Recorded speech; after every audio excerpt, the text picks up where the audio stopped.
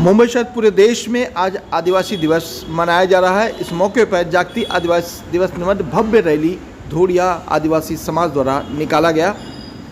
इस आयोजन में सांसद गोपाल शेट्टी आदिवासी समाज से जुड़े सभी प्रमुख देवी देवताओं की अर्चना की और उन्हें माल्यार्पण कर वंदना करते हुए आदिवासी समाज के कई नेताओं को उन्होंने संबोधित किया। इस संबोधन में उन्होंने बताया कि आदिवासी समाज को आगे बढ़ाने के लिए देश के प्रधानमंत्री नरेंद्र मोदी लगातार प्रयासरत हैं, लेकिन सभी आदिवासी भाई और बहनों को एक मंच पर आने की ज़रूरत है, क्योंकि अगर विकास करना है तो एक मंच पर आना जरूरी होगा।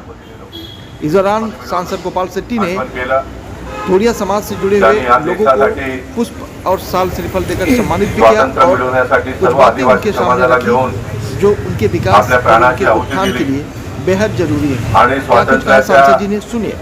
74 वर्षानंतर देशाचे पंतप्रधान सन्मान्य नरेंद्र मोदीजींनी बिरसा मुंडा यांचा सन्मान करत संपूर्ण देशभरातल्या आदिवासी लोकांना पुन्हा एकदा जागृत करण्याचा काम केलं।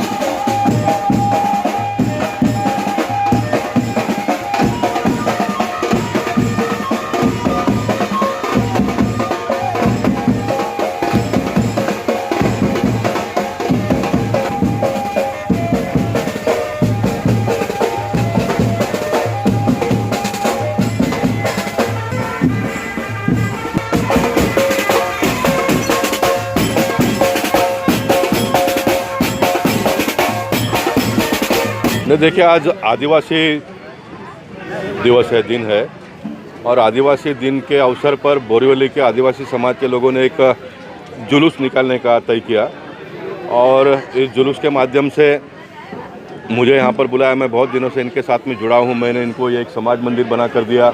इस बड़े मैदान में यहाँ पर हर साल समूह लगन होता है।